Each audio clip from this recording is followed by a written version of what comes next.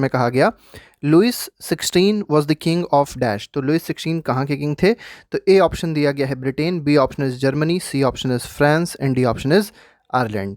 ठीक है, तो लुइस 16 कहाँ के किंग थे? तो ये थे फ्रांस के किंग। तो इसमें ऑप्शन नंबर सी सही हो जाएगा। इसकी एक्सप्लेनेशन भी देख लेते हैं क्या है। एक्सप्लेनेशन में देख लिए बहुत ज़्यादा अच्छी चीज़ें दे दी गई हैं। जैसे लुइस 16 के बारे में बताया गया है, ये फ्रांस के किंग थे। इसके बाद फ्रेंच रिवॉल्यूशन में कहीं ना कहीं इनका बहुत बड़ा पार्ट रहा है। ठीक है, पूरा फ्रेंच रिवॉल्यूशन इन्हीं पे ही बेस था। इसके बाद बॉर्बन डायनेस्टी से बिलोंग करते थे और इनको गिलोटिन से इनकी एग्जीक्यूट कर दिया गया था 1793 में। ठीक है, नेक्स्ट क्वेश्चन देखते हैं। नेक्स्ट क्वेश्चन क्या है? Next question is question number 2। Next question number 2 में देखिए कहा गया Napoleon was defeated in year. अब आपको बताना है किस ईयर में नेपोलियन को डिफीट किया गया था, हराया गया था। ए ऑप्शन दिया गया है 1815, B option is 1814, C option is 1915 and D option is 1715। तो इसका जो सही जवाब है वो क्या है? 1815 है। ठीक है, तो 1815 में नेपोलियन को डिफीट कर दिया गया था। अब इसके बाद अगर देखा जाए डिफीट किसने किया था, तो एक्सप्लेनेशन में ये चीज़ दी गई है। तो कंबाइंड पावर थी, मतलब कई सारे कंट्रीज़ ने डिफीट किया था, जैसे प्रोशिया हो गया, ऑस्ट्रिया हो गया, ब्रिटेन हो गया और रशिया हो गया। ठीक है, और कौन सा बैटल था? तो बहुत इंपॉर्टेंट बैटल था जिसका नाम था बैटल ऑफ वाटरलू। और किस ईयर में? 1815 में हुआ था। और कहाँ पे वाटरलू है? तो ये आप समझिए बेल्जियम में है। ठीक है, वाटरलू का जो बैटल हुआ था वो बेल्जियम में हुआ था। Next question is question number 3। Mazzini belongs to. अब आपको बताना है मजीनी कहाँ से बिलोंग करते थे। तो ए ऑप्शन देखिए दिया गया Italy, B option is Germany, C option is Russia and D option is USA. ठीक है, तो मजीनी कहाँ के थे? तो मजीनी थे इटालियन रिवोल्यूशनरी थे, तो इटली के थे। ठीक है, तो A option Italy will be the correct answer. Explanation देख लेते हैं। मजीनी वॉज इटालियन रिवोल्यूशनरी, ये भी हमने आपको बताया। Who tried to unify Italy into a nation state. तो इटली को वो एक नेशन स्टेट बनाना चाहते थे, यूनिफाई करना चाहते थे। फाउंडर थे किसके? फाउंडर थे एक पॉलिटिकल मूवमेंट के जिसका नाम था यंग इटली, और इसको कब फाउंड किया था? 1831 में फाउंड किया था। Next question is question number 4। Question number 4 में देख लेते हैं क्या बोला गया। This country did not attend the Congress of Vienna. तो कांग्रेस, जो वियना की कांग्रेस थी, वो किस कंट्री ने अटेंड नहीं करी थी? तो इनमें जो 4 कंट्री दी उनमें से कौन सा ऑप्शन सही होगा? ए ऑप्शन ब्रिटेन दिया गया है, इसने अटेंड करी थी। रशिया ने भी अटेंड करी थी, प्रोशिया ने भी अटेंड करी थी, सिर्फ स्विट्जरलैंड ने अटेंड नहीं करी है। तो इसमें ऑप्शन नंबर डी सही हो जाएगा। इसका भी एक्सप्लेनेशन देख लेते हैं।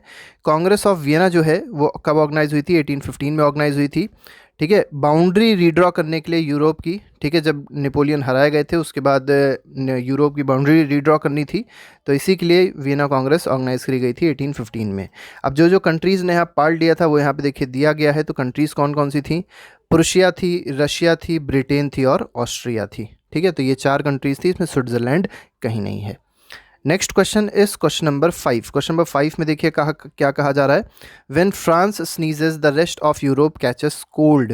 देखिए, जब फ्रांस को छींक आती है तो पूरे यूरोप में कोल्ड रहता है, ऐसा किसने कहा था? This was quoted by. तो किसने कोट किया था ऐसा? तो फर्स्ट इज गिसेस्पी गैरिबाल्डी, गलत है। मजीनी भी गलत है, बिस्मार्क भी गलत है, Metternich is the correct answer. तो इसमें डी जो है दैट इज करेक्ट। तो ड्यूक मेटरनिक जो है उन्होंने ऐसा कहा था। एक्सप्लेनेशन देख लीजिए इसमें क्या है। ये जो स्टेटमेंट है ड्यूक मेटरनिक का है, द चांसलर ऑफ ऑस्ट्रिया। आपसे ये पूछा सकता है कहाँ के चांसलर थे ड्यूक मेटरनिक, तो आपको बताना है ऑस्ट्रिया के चांसलर थे। He made this statement in context of ongoing revolutionary movement in France. आपको पता है फ्रांस में उस समय बहुत सारे मूवमेंट चल रहे थे, तो उसी को लेकर इन्होंने ऐसा स्टेटमेंट दिया था। Who was responsible for unification of Germany. तो यूनिफिकेशन ऑफ जर्मनी के लिए कौन रिस्पॉन्सिबल था, ये आपको बताना है इस क्वेश्चन में। तो ए ऑप्शन देखिए, इसमें कहा गया बिस्मार्क, बी ऑप्शन में कहा गया काउंट केवर, सी ऑप्शन में कहा गया है मजीनी एंड डी ऑप्शन में कहा गया है गैरीबाल्डी। तो 6 क्वेश्चन को जो सही आंसर है वो क्या है? ऑटो वॉन बिस्मार्क होगा। ठीक है, तो ए ऑप्शन इसमें सही हो जाएगा। ये यूनिफिकेशन ऑफ जर्मनी के लिए बहुत ज़्यादा रिस्पॉन्सिबल थे। अब देखिए, जब फ्रैंकफर्ट असेंबली का फॉल हुआ उसके बाद जो प्रूशियन चांसलर थे ऑटो वन बिस्मार्क, उन्होंने इस मूवमेंट को लीड किया था। उस मूवमेंट का नाम क्या था? Unification of Germany. ठीक है, नेक्स्ट क्वेश्चन पे आते हैं। Next question is question number 7। Question number 7 देखिए, 7 क्या कह रहा है। Which among the following is सिनोनियम of N idealistic society. अब आइडियलिस्टिक सोसाइटी का सिनोनियम मतलब अगर देखा जाए तो इसका एक और रूप या एक और मतलब कह सकते हैं एक और वर्ल्ड, अगर इसको एक और वर्ल्ड के रूप में इसको कहा जाए तो क्या कहा जाएगा? मतलब इसका एक तरीके से हिंदी में बोला जाए तो पर्यायवाची क्या होगा?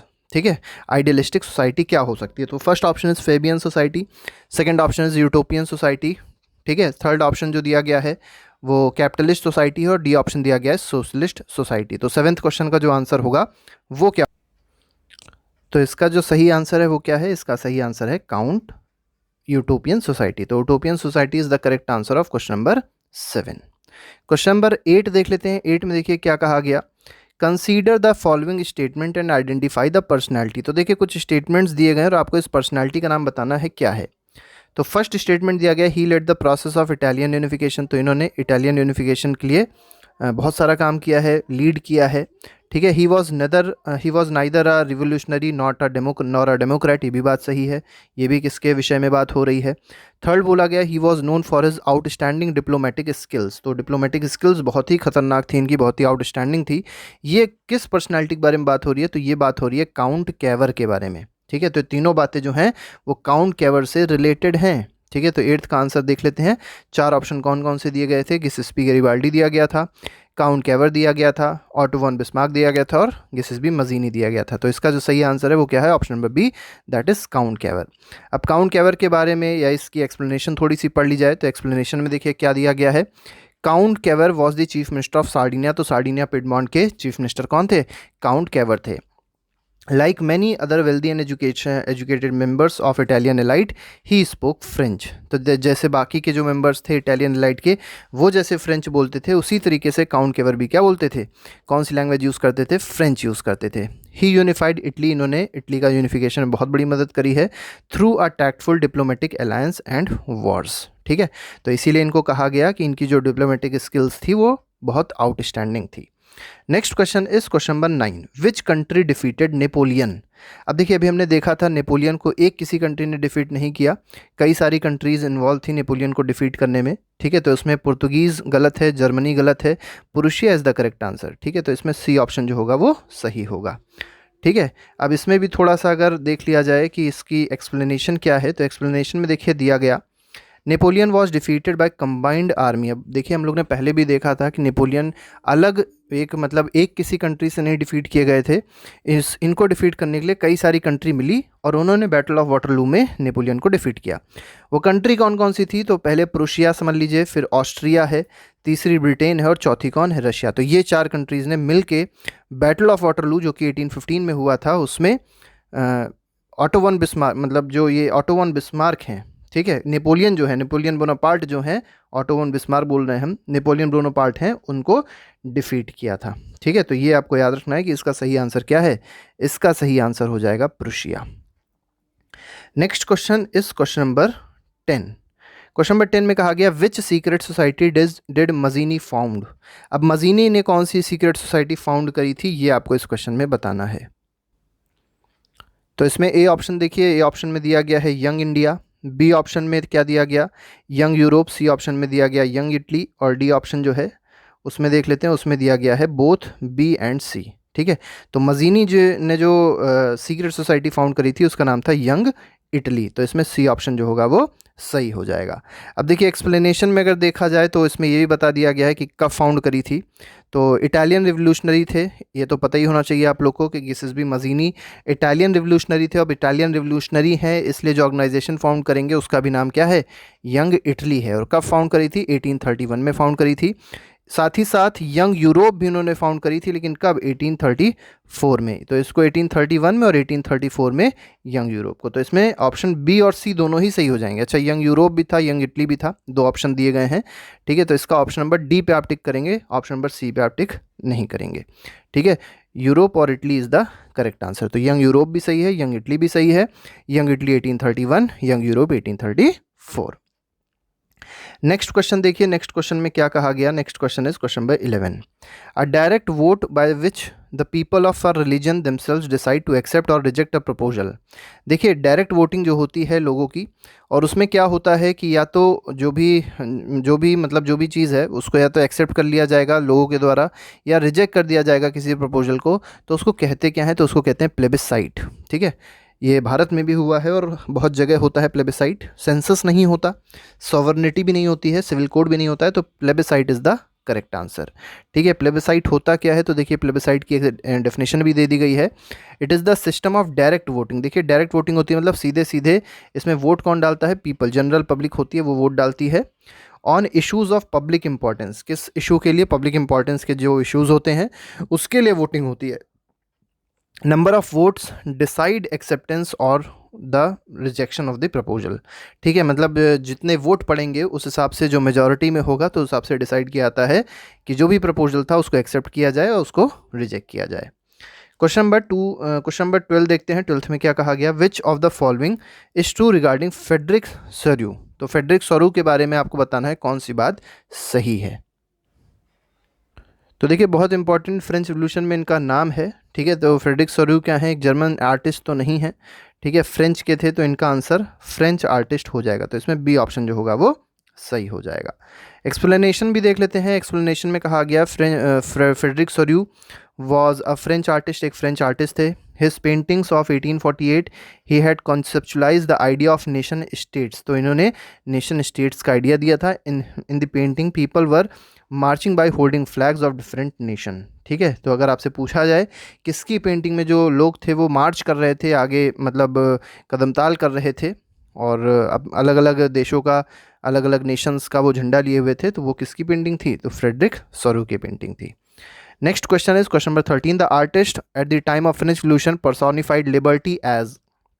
देखिए फ्रेंच रिवॉल्यूशन के टाइम पे आपको पता होगा फ्रेंच रिवॉल्यूशन में मेनली 3 वर्ड आए, लिबर्टी आया था, इक्वालिटी आया था और फ्रैटर्निटी आया था। अब यहाँ जो बात करी गई है, पूछा गया है कि लिबर्टी को पर्सोनिफाई करने के लिए किस फिगर की आवश्यकता हुई थी, मतलब कैसे पर्सोनिफाई किया गया था। ठीक है, पर्सोनिफाई करने के लिए मेल फिगर नहीं, female figure is the correct answer, female figure use किया गया था। ठीक है, तो इसमें बी ऑप्शन जो होगा वो सही हो जाएगा।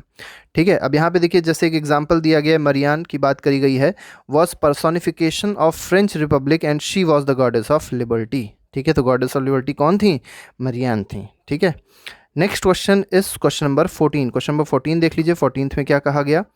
14th question is which one of the following artist prepared a series of 4 prints visualizing his dream of a world। ठीक है, तो यहाँ पे देखिए एक और आर्टिस्ट की बात पूछी गई है जिसने एक सीरीज़ निकाली थी 4 प्रिंट की और इसमें इन्होंने विजुलाइज किया था ड्रीम ऑफ अ वर्ल्ड। ठीक है, मतलब एक वर्ल्ड का सपना देखा था उन्होंने। तो ये बताना है किस आर्टिस्ट के बारे में यहाँ पर बात हो रही है। तो इसमें ए ऑप्शन दिया गया है ऑगस्ते रोडिन, बी ऑप्शन दिया गया है फेडरिक सोरू जो अभी हम लोग ने देखा था, सी ऑप्शन है एडगर और डी ऑप्शन है बर्थ मॉरिसॉट। ठीक है, तो यहाँ पे देखिए हमको सिर्फ सही आंसर से मतलब है, सही आंसर क्या है, फ्रेडरिक सोरू है। ठीक है, तो एक्सप्लेनेशन भी देख लेते हैं। एक्सप्लेनेशन क्या कह रही है, फेडरिक सोरू एक फ्रेंच आर्टिस्ट थे जो अभी हम लोग ने देखा। ठीक है, इन हिज पेंटिंग ऑफ 1848 की जो इनकी पेंटिंग थी इसमें इन्होंने विजुलाइज किया था आइडिया ऑफ वर्ल्ड का with social and democratic republic where people were marching by holding flags of different nation. यही अभी हम लोग बात किए थे। He conceptualize the idea of nation states through his paintings. ठीक है, नेशन स्टेट्स की इन्होंने बात करी थी अपने पेंटिंग्स के थ्रू। ठीक है, नेक्स्ट क्वेश्चन जो है हमारे पास वो क्वेश्चन नंबर 15 है। अब देखिए यहाँ पे बात करी गई in Sorrieu utopian vision the people of world are identify through which of among the following. देखिए यहाँ पर जो बात करी गई है, जो पूछा गया है पीपल ऑफ द वर्ल्ड, ठीक है, आइडेंटिफाई कैसे किए गए ये आपको पूछा गया है। तो फ्लैग से, नेशनल कॉस्ट्यूम से, सी फ्लैग्स एंड नेशनल कॉस्ट्यूम और डी दिया गया नन ऑफ दीज। तो इसका सही आंसर क्या हो जाएगा, फ्लैग्स एंड नेशनल कॉस्ट्यूम हो जाएगा। तो इसमें ऑप्शन नंबर सी जो है वो सही है। ठीक है, तो इसमें आप एक्सप्लेनेशन भी देख लीजिए। अब यहाँ पे भी वही सेम चीज़ दी गई है कि सोशल और डेमोक्रेटिक रिपब्लिक के बारे में इन्होंने सपना देखा, ऐसा वर्ल्ड होगा जिसमें सोशल और डेमोक्रेटिक रिपब्लिक की चीज़ें चलेंगी। ठीक है, अब इन्होंने जो लोग थे उनको ग्रुप किया था as distinct nation identify through their flag and national costume. ठीक है, बेसिक सा एक्सप्लेनेशन है। नेक्स्ट क्वेश्चन, क्वेश्चन नंबर 16 में देखिए क्या कह रहे हैं, विच, इसमें कहा गया which of the following was the outcome of treaty of Constantinople. तो कॉन्स्टेंटिनोपल की जो ट्रीटी है उसका मेन आउटकम क्या था, क्वेश्चन में पूछा गया है। तो ए ऑप्शन दिया गया independence of Greece, B option दिया गया है unification of Italy, C option दिया गया है वियना कांग्रेस और डी ऑप्शन दिया गया है बोथ ए एंड बी। तो इसमें अगर देखें तो इसमें ए ऑप्शन जो होगा वो सही हो जाएगा जो कि है इंडिपेंडेंस ऑफ ग्रीस। एक्सप्लेनेशन भी देख लिए दिया गया है। एक्सप्लेनेशन में कहा गया ट्रीटी ऑफ कॉन्स्टेंटिनोपल जो है उसको साइन किया गया था 1832 में, और साथ ही साथ इसी से जो Greek war of independence and हुआ, ख़त्म हुआ, और साथ ही साथ जो ग्रीस था उसको एक इंडिपेंडेंट नेशन का दर्जा मिल गया था। ठीक है, नेक्स्ट क्वेश्चन देख लेते हैं। क्वेश्चन नंबर 17 है Frankfurt Assembly was convened for. अब फ्रैंकफर्ट असेंबली किसके लिए हुई थी, ये क्वेश्चन में आपको बताना है। ए ऑप्शन दिया गया है establishing a German republic, B option दिया गया है restoring monarchy in the Germany, C option दिया गया है drafting constitution for a unified Germany, और डी ऑप्शन दिया गया यूनिफाइंग इटली। ठीक है, तो 17th क्वेश्चन में अगर सी ऑप्शन देखें वो हमारा सही हो जाएगा, जो कि है drafting constitution for a unified Germany. तो एक यूनिफाइड जर्मनी जो बन चुकी थी उसका एक कॉन्स्टिट्यूशन बनाने के लिए फ्रैंकफर्ट असेंबली को कन्वीन किया गया था। तो इसमें भी एक्सप्लेनेशन देख लिए क्या कहा गया है। Frankfurt Assembly was organized in 1848 by professionals. देखिए कौन कौन इसमें इन्वॉल्व थे। 1848 में पहली बात इसको ऑर्गेनाइज किया गया। प्रोफेशनल्स इन्वॉल्व थे, बिजनेसमैन इन्वॉल्व थे, कुछ आर्टिसंस भी इन्वॉल्व थे। ठीक है, इट हैड 831 इलेक्टेड रिप्रेजेंटेटिव्स। तो 831 इलेक्टेड रिप्रेजेंटेटिव्स भी थे। ऑब्जेक्टिव्स क्या थे इस असेंबली के, तो पहला ऑब्जेक्टिव जो अभी हम लोग ने आंसर में देखा वो क्या था, कॉन्स्टिट्यूशन ड्राफ्ट करना यूनिफाइड जर्मनी के लिए, और साथ ही साथ to make the German nation act through parliament headed by monarchy. ठीक है, तो मोनार्की से वो हेड किए जाएंगे, मतलब जो हेड होगा वो मोनार्क होगा, और साथ ही साथ उसमें एक एक्ट मतलब पार्लियामेंट होगी जो कि हेड करी जाएगी मोनार्की से, मोनार्क से। Next question is question number 18 देख लेते हैं। Who Ang the following joint the movement of Italian unification is in 1860। अब देखिए 1860 में इटालियन यूनिफिकेशन को किसने ज्वाइन किया ये आपको बताना है इस क्वेश्चन में। ए ऑप्शन दिया गया Giuseppe Garibaldi, B option Giuseppe Mazzini, C option is Otto von Bismarck, and D option is Duke Metternich. तो इसमें जो सही आंसर है वो क्या है, वो है गिसेस्पी गैरिबाल्डी। तो ए ऑप्शन जो होगा वो इसमें सही हो जाएगा। तो correct option is option number A of question number 18। ठीक है, इसमें भी थोड़ा सा हम लोग अगर एक्सप्लेनेशन देख लें तो बहुत अच्छा रहेगा। In the movement of Italian unification a large number of armed volunteers joined the leadership of Giuseppe Garibaldi. देखिए जब इटालियन यूनिफिकेशन की बारी आई तो बहुत सारे लोगों ने, बहुत सारे जो आर्म्ड लोग थे, वॉलंटियर्स थे, उन्होंने गिसेस्पी गैरिबाल्डी को ज्वाइन किया था इटालियन यूनिफिकेशन के लिए, और इनको कहा क्या जाता था, रेड शर्ट्स कहा जाता था। In 1860 they march into south Italy फिर ये लोग मार्च कर गए। ठीक है, and the kingdom of two Sicilies and succeeded in winning the support of local peasants and drove out Spanish ruler. फिर बाद में वहाँ से स्पेनिश रूलर को इन लोग ने हटा दिया। ठीक है, तो इस तरीके से इसका आंसर जो हो जाएगा वो हो जाएगा Giuseppe Garibaldi. Next question, question number 19 है which of the following best describes the purpose of passing of the Act of Union. ठीक है, तो जो एक्ट ऑफ यूनियन है उसको पास करने के लिए, ठीक है, मेन पर्पस क्या था। तो ए ऑप्शन दिया गया यूनिफाइंग आयरलैंड एंड स्कॉटलैंड, गलत है बिल्कुल। बी ऑप्शन दिया गया यूनिफाइंग ब्रिटेन एंड स्कॉटलैंड, ये ऑप्शन सही है। तो इसका ऑप्शन नंबर बी जो होगा वो सही हो जाएगा। तो B is the correct answer of question number 19। ठीक है, नेक्स्ट क्वेश्चन देखते हैं। क्वेश्चन नंबर 19 का भी हम लोग अगर थोड़ा सा एक्सप्लेनेशन देख लें तो बहुत अच्छा रहेगा। इसमें दिया गया है एक्सप्लेनेशन में, इन 1707 the Act of union was pass. तो किस ईयर में एक्ट ऑफ यूनियन आया था, 1707 में आया था। ठीक है, अब इसके बाद यूनिफिकेशन ऑफ इंग्लैंड के यहाँ पे काम किया गया। ठीक है, और साथ ही साथ यूनिफिकेशन ऑफ स्कॉटलैंड की बात यहाँ पर हुई थी, मतलब इन दोनों का यूनिफिकेशन यहाँ से हुआ। और साथ ही साथ इससे हुआ क्या कि यूके का फॉर्मेशन हुआ, और ग्रेट ब्रिटेन, मतलब यूके जो है ग्रेट ब्रिटेन का, उसका फॉर्मेशन हुआ था, ये आपको पता होगा। This meant that England was able to impose its influence on Scotland. ठीक है, तो स्कॉटलैंड पे किसका रूल होगा, इंग्लैंड का रूल होगा इससे। ठीक है, तो ये दोनों बातें आपको समझनी चाहिए। ठीक है, तो यहाँ पे जो आंसर हो जाएगा ऑप्शन नंबर बी हो जाएगा हमारा। नेक्स्ट क्वेश्चन देखते हैं। Next question is question number 20। Which of the following is not a feature of liberalism. अब लिबरलिज्म का फीचर इसमें से कौन नहीं है। लिबरल का मतलब होता है एक तरीके से फ्री, तो फ्रीडम ऑफ मार्केट है, गवर्नमेंट बाय कंसेंट है, इक्वालिटी बिफोर लॉ भी है, बस कौन नहीं है, यूनिवर्सल एडल्ट फ्रेंचाइज नहीं है। यूनिवर्सल एडल्ट फ्रेंचाइज में मतलब ये होता है कि जो भी एडल्ट्स लोग हैं, ठीक है, वो अपनी सरकार को चुन सकते हैं, वो लोग वोट दे सकते हैं। जैसे भारत में अगर देखा जाए तो 18 साल से उम्र के जितने लोग हैं, 18 साल से अबव जितने भी लोग हैं, वो सब के सब जो भी चुनाव होते हैं सरकार के, उसमें अपना योगदान दे सकते हैं, अपना वोट दे सकते हैं। तो that is universal adult franchise, और ये डेमोक्रेटिक गवर्नमेंट में होता है। ठीक है, लिबरलिज्म में ऐसा नहीं होता। तो इसमें बी ऑप्शन जो होगा वो गलत हो जाएगा। थोड़ी सी बात देख लेते हैं, लिबरलिज्म की जो आइडियोलॉजी है वो क्या कहती है। पहली बात इंडिविजुअल की फ्रीडम के बारे में बात करती है, इक्वालिटी बिफोर लॉ के बारे में बात करती है, ठीक है, कि मतलब लॉ के सामने सभी लोग बराबर के हैं, इसका मतलब कहीं ना कहीं अच्छी बात है। साथ ही साथ गवर्नमेंट जो है वो कंसेंट से बनती है, और फ्रीडम ऑफ मार्केट्स। तो ये सब जो प्रॉपर्टीज़ हैं वो किसकी हैं? लिबरलिज्म की प्रॉपर्टी हैं। ये कहीं भी सपोर्ट नहीं करती है यूनिवर्सल एडल्ट फ्रेंचाइज को, ठीक है। और यहाँ पे अगर देखा जाए तो जो भी यूरोपियन कंट्रीज़ थी उस समय, तो वहाँ पर सिर्फ प्रॉपर्टीड मैन जो थे उनको ही राइट टू वोट दिया जाता था। मतलब जिनके पास प्रॉपर्टी होती थी, ठीक है, जिनके पास लैंड होता था, प्रॉपर्टी होती, वो भी मेन, वुमेन नहीं, मेन ऐसे जिनके पास प्रॉपर्टी होती थी उनको सिर्फ राइट टू वोट दिया जाता था। तो कहीं ना कहीं इसका आंसर जो भी बताया वो सही हो जाएगा, ठीक है। तो ये हमारे 20 क्वेश्चंस थे जो हम लोग ने एपीसी पब्लिकेशन से लिए थे, और एक्सप्लेनेशन भी बहुत अच्छा था, तो हम लोग ने सोचा वीडियो बनाना बहुत ज़्यादा ज़रूरी है। तो आज के लिए फ़िलहाल इतना ही रखेंगे। नेक्स्ट लेक्चर पर इसी का ही नेक्स्ट पार्ट लेके आएंगे, और बहुत जल्द सारे पार्ट्स इनके ले आएंगे आपके एग्ज़ाम से पहले। तो आज के लिए फ़िलहाल इतना ही। Thank you very much, goodbye, जय हिंद।